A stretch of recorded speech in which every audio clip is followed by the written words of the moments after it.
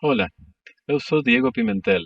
Eu não falo português, mas realicé la presentación eh, en portugués para que ustedes puedan seguirla mientras yo voy hablando. Muchas gracias. El tema de hoy es neurociencias aplicadas en el tratamiento psicológico. La neurociencia aplicada utiliza tecnología y conocimiento sobre el cerebro para resolver problemas prácticos, principalmente en la clínica y el trabajo. La neurociencia aplicada además se nutre de conocimientos que provienen de disciplinas clásicas como la psicología clínica, la rehabilitación neuropsicológica y la ergonomía. Utilizan técnicas de neurofeedback, neuroestimulación y realidad virtual. ¿Cómo trabajo yo? ¿Mm? Entrevista clínica. Si es una persona con la cual voy a trabajar con neurofeedback, seguramente incorpore también otras técnicas como ser la hipnosis, la realidad virtual y el biofeedback de la variabilidad de la frecuencia cardíaca. ¿Qué es variabilidad de la frecuencia cardíaca? Es un parámetro indicador del nivel de salud cardiovascular. Su análisis permite un estudio no invasivo de la actividad del sistema nervioso autónomo sobre el nodo sinusal. Entonces, una alta variabilidad de la frecuencia cardíaca es señal de un buen funcionamiento y adaptabilidad del sistema nervioso autónomo, considerado como un estado saludable. Una baja variabilidad de la frecuencia cardíaca significa un funcionamiento anormal o una adaptabilidad insuficiente del sistema nervioso autónomo, lo que es indicador de mala salud. La variabilidad de la frecuencia cardíaca se define como la variación que ocurre en el intervalo de tiempo entre dos latidos cardíacos consecutivos. Se obtiene identificando el momento donde aparece cada onda R y se calcula el tiempo transcurrido entre dos ondas R consecutivas. La variabilidad de la frecuencia cardíaca es una herramienta muy útil para poder analizar los desequilibrios entre la actividad simpática y parasimpática. Entonces, cuando trabajamos con biofeedback con el paciente, básicamente uno lo entrena en respiración para acceder a estados de relajación y en gestión de pensamientos y emociones, mostrando o que aprenda de algún modo cómo el pensamiento influye en su estado emocional, generando de algún modo activación del sistema simpático o parasimpático. Entonces el paciente aprende cómo a partir de su respiración puede generar un balance entre ambos sistemas y cómo esos pensamientos negativos generan activación del sistema simpático o cómo los pensamientos positivos y las buenas emociones generan activación del sistema parasimpático. Con respecto a la hipnosis, ¿qué es lo que pasa en el cerebro en el trance hipnótico? Las partes del cerebro relacionadas con la atención y el control de los impulsos se encontraban más activas en personas hipnotizadas. En primer lugar, vieron una disminución de la actividad en la zona llamada corteza cingulada anterior dorsal, que forma parte de la red prominencia del cerebro y se emplea cuando hay que decir si una cosa es más importante que otra. En la hipnosis estás tan absorto que no estás preocupado por nada más, aclara Spiegel. En segundo lugar, se registró un aumento de las conexiones entre las otras dos áreas del cerebro, la corteza prefrontal dorsolateral y la ínsula. Se trata de una conexión que ayuda al cerebro a procesar y controlar lo que está pasando en el cuerpo. Por último, el equipo de Spiegel también observó una reducción de conexiones entre la corteza prefrontal dorsolateral y la red neuronal por defecto. Esta disminución de la conexión funcional probablemente representa una desconexión entre las acciones de alguien y la conciencia de sus propias acciones, aclara Spiegel. Dice además que durante la hipnosis este tipo de disociación entre la acción y la reflexión permite a la persona realizar actividades sugeridas por el hipnoterapeuta o por sí mismo, en el caso de la autohipnosis, sin dedicar recursos mentales a ser conscientes de la actividad. En el libro Handbook of Medical and Psychological hipnosis, bueno, fundamentos, aplicaciones y temas profesionales, dicen que los fenómenos hipnóticos parecen comprometer áreas frontales del cerebro humano. En particular, la hipnosis involucra regiones implicadas en los procesos de alerta mental, control ejecutivo, regulación de arriba hacia abajo y monitoreo. La hipnosis induce cambios globales en los patrones de conectividad neuronal. En otras palabras, la hipnosis surge de una dinámica cerebral compleja. La investigación destaca la capacidad de las sugerencias posthipnóticas para involucrar selectivamente regiones cerebrales relevantes. Este aspecto subraya la precisión de la sugestión para apuntar e influir en procesos perceptivos, cognitivos o motores específicos. Ahora van a ver unas imágenes, unas figuras o dibujos que son para contarles que la sugestión altera la actividad neuronal en las regiones cerebrales correspondientes. ¿Qué quiere decir esto? Que las sugestiones perceptivas alteran las redes cerebrales sensoriales y perceptivas. Las sugestiones cognitivas alteran las redes cerebrales relacionadas con los procesos cognitivos y las sugestiones ideomotoras alteran las redes cerebrales implicadas en la planificación, producción y seguimiento de la acción. Ahora vamos a entrar en el mundo que ya conocemos, pero igual voy a explicar un poco por si alguna persona nueva está escuchándonos, que es el neurofeedback o biofeedback neuronal. Es una forma de biofeedback, en este caso puntual, nos permite modular la actividad del cerebro gracias al entrenamiento. Para dicho entrenamiento se utiliza un equipo que mide las frecuencias cerebrales y un elemento externo que da cuenta de la actividad cerebral que nos va dando el feedback necesario para generar esos cambios. ¿Cómo funciona? ¿Cuáles son los conceptos importantes? Principalmente la neuroplasticidad, que el cerebro, de algún modo, tiene la capacidad de generar nuevas conexiones neuronales, pero también de que haya nuevas neuronas reproduciéndose permanentemente. La neuroplasticidad está vigente durante toda la vida.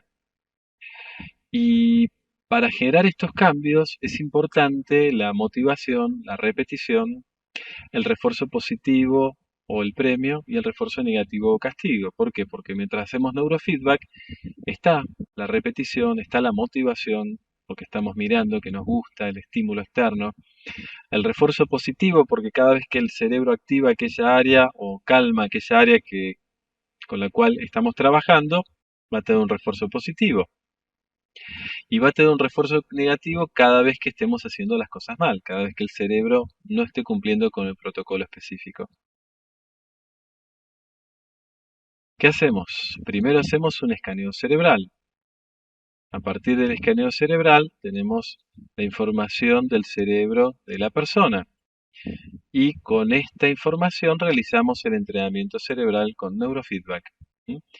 ¿Qué vamos a hacer? Bueno, puede ser que una persona tenga alguna función cerebral que todavía viene demorada en el desarrollo. Entonces podemos trabajar en la habilitación de esa función.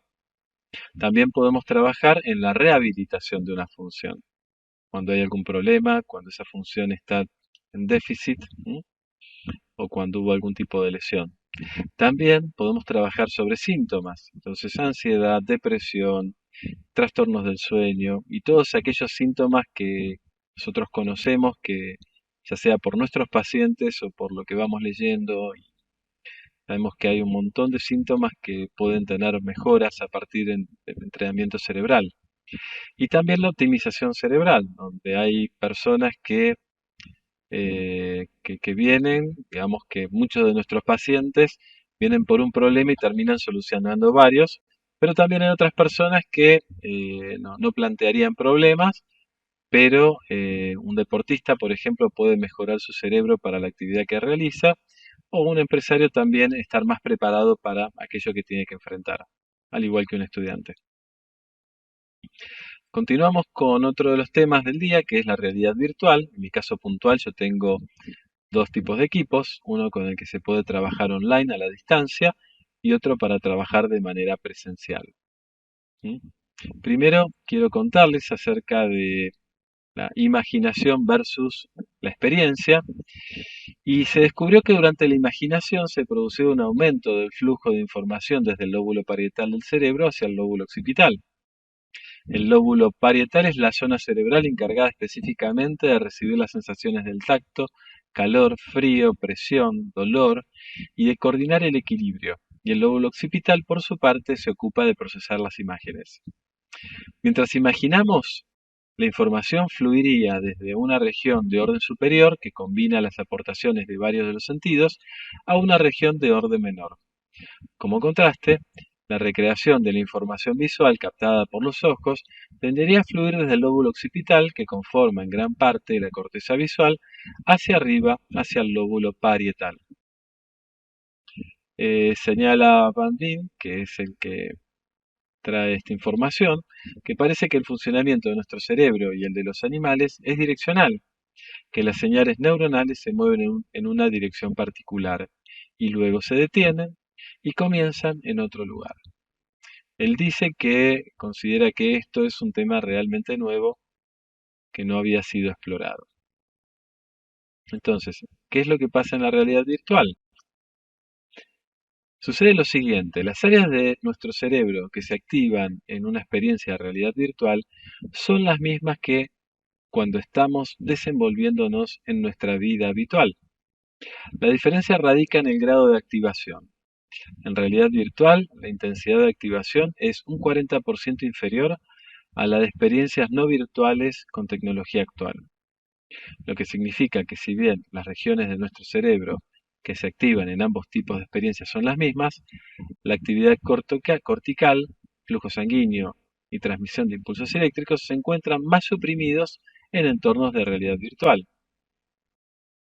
Ahora lo que quiero mostrarles básicamente es en los dibujos que están a la derecha, ¿qué es lo que pasa? Tenemos el análisis de un grupo de resonancia magnética funcional que no muestra realidad virtual durante 3 o 4 minutos frente a lo que sí tenemos en realidad virtual 3, 5 minutos.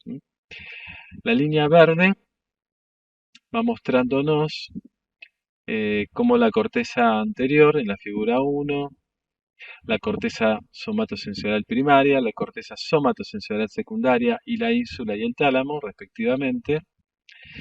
Las 5 imágenes también una para cada región de interés. Todo lo que pueden ver ahí en pequeño.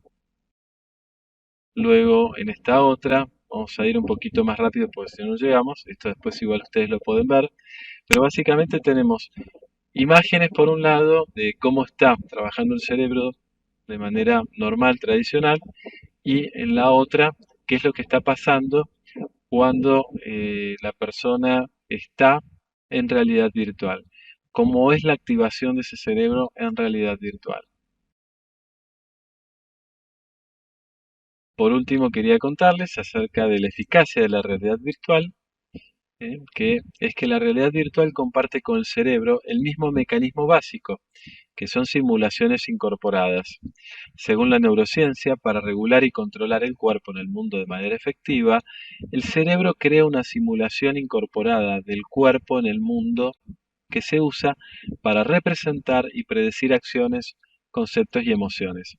Específicamente se usa para predecir eventos sensoriales próximos, tanto dentro como fuera del cuerpo, y la mejor acción para lidiar con los eventos sensoriales inminentes. Hay dos características principales de esta simulación. Primero, simula experiencias sensoriales motoras, incluyendo información visceral, autónoma o interoceptiva, motora o propioceptiva y sensorial, por ejemplo, visual, auditiva. Y en segundo lugar, las simulaciones incorporadas reactivan las redes neuronales multimodales que han producido el efecto simulado o el efecto esperado antes. Ahora les voy a contar acerca de este paciente, un hombre de 22 años, estudiante, con rendimiento por debajo de la media estudiantil, por situaciones traumáticas y un cerebro asociado a déficit de atención. ¿Y qué pasó? Bueno, trabajamos con biofeedback asociado al pensamiento pesimista previo a los exámenes. Entonces, ¿cómo era ese pensamiento? ¿Cómo podía calmarlo? ¿Qué pasaba si se conectaba con un pensamiento distinto? ¿Qué pasaba si se concentraba con la respiración y tal vez dejaba los pensamientos de lado? Entonces, poder generar un estado óptimo para entrar a la situación de examen. ¿Sí? Por otro lado, trabajamos con hipnosis, con regresiones a situaciones traumáticas asociadas al maltrato docente vivido en la niñez, donde siendo muy joven, esta persona tuvo una situación, o varias, mejor dicho, donde el docente le decía que le iban a crecer orejas de burro porque cada vez que pasaba al frente y tenía que hablar, dar lección, se bloqueaba y no podía dar la lección adecuada. Y también tuvo problemas traumáticos en la universidad, donde tuvo algún docente que cuando ella hablaba y estaba dando su examen y estaba haciéndolo bien, el docente le decía, ¿estás segura? ¿Estás seguro de que estás haciéndolo bien? Y esta persona le decía de repente que se sentía incómodo, que no podía seguir, que se bloqueaba y terminaba reprobando el examen. Entonces con hipnosis trabajamos esas situaciones para que las pueda superar. Y también alguna situación futura donde se veía que ese mismo docente movía la cabeza así, le decía que estaba muy bien, y que le decía, aprobaste. ¿Sí? Eh, También trabajamos con realidad virtual para que se pueda ver en situaciones de hablar en público, ya sea en una situación individual, en una situación con dos personas, o con cinco personas, o con un auditorio como un teatro lleno donde ella estaba al frente hablando. Mientras tanto, trabajando con neurofeedback para optimizar el funcionamiento de ese cerebro y para que se pueda hacer un lindo trabajo con una persona que después pudo dar sus exámenes y pudo mejorar un montón. Ahora quiero mostrarles los gráficos acerca de los resultados en el entrenamiento. Básicamente fue un entrenamiento corto, tuvimos que trabajar solamente eh, 6 veces los bloques, ¿sí? Pero fue con muy buenos resultados, gracias al neurofeedback, a la hipnosis, a la realidad virtual, a cada una de estas técnicas que fui utilizando. Entonces, por ejemplo, posterga las tareas, como primer lugar, tiende a esperar lo peor, la mente divaga mientras trabaja, se olvida rápidamente las tareas o el material aprendido, eh, olvida rápidamente el material escuchado y ansiedad constante. Fíjense qué lindo cómo la persona pudo mejorar y bien, tuvimos que frenar por una cuestión de pandemia y de viajes, así que bueno, lo que sé es que está bien y que sigue rindiendo los exámenes de manera óptima. ¿Sí? Así que bueno, quería decirle muchas gracias, muy obrigado, agradecerle a todos ustedes por la presencia, al grupo de Brasil, con Mariana da Souza, que fue quien me contactó. Le agradezco la posibilidad de estar acá compartiendo este tema con ustedes. Y quiero darle un fuerte abrazo a Peter por su cumpleaños y bueno, y agradecerle, siempre estoy muy agradecido por su gran generosidad de compartir con nosotros su investigación, todo lo que él aprendió y esta apertura que él tiene, que es algo genial. Así que bueno, muchas gracias a todos, gracias por estar. Nos vemos en algún momento por Brasil, eso espero. Extraño Brasil, me encanta. Un beso y que sigan bien. Gracias, obrigado.